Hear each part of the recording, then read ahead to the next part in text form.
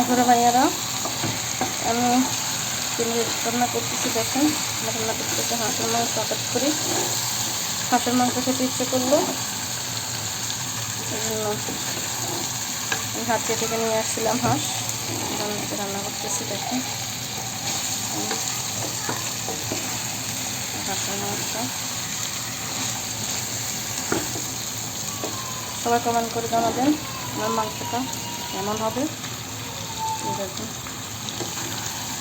Simple মশলা দিয়ে রান্না করতেছি, যেগুলো আমাদের হাতের তৈরি। হাতের তৈরি বলতে আমরা কোটা বাজার থেকে কিনে আনি, তারপরে পাটায় পিষে নিই। যেমন রসুন বাটা, জিরা বাটা, আদা বাটা, এগুলো এইগুলো দিয়ে সিম্পলভাবে রান্না করি।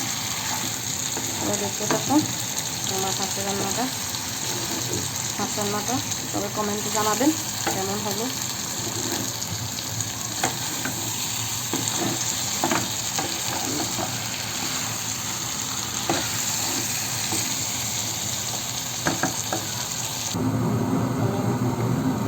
পানি দিয়ে দিয়েছি।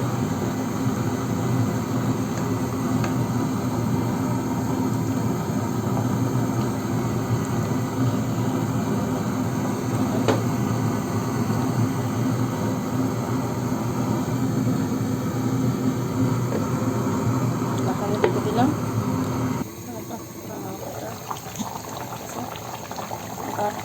কালারটা কত সুন্দর আসছে না? আমি গরম পানি দিয়েছি, আবারও একটু কম আসলে আমি গরম পানি দেবো। একটু মাংসটা কষা কষা হয়ে আসলে আর একটু পানি দেবো, তাও গরম পানি দেবো, ঠান্ডা পানি দেবো না।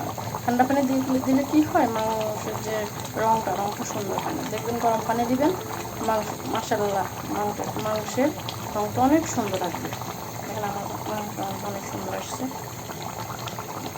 আমার এখন যে রঙটা ঠিক ওই রঙটাই থাকবে রান্না করার শেষ পর্যায়ে।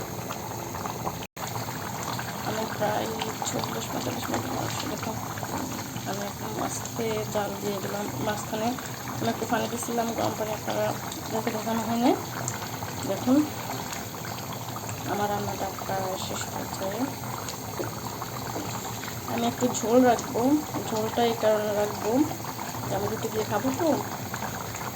মাশাআল্লাহ আল্লাহ বাঁচাইলে এবার একটু ঝোল রাখবো। আমার মাশাআল্লাহ আমার মাংসের কালারটা খুব সুন্দর আসছে। আমার রান্নাটা কেমন হলো সবাই কমেন্টসে অবশ্যই জানাবেন।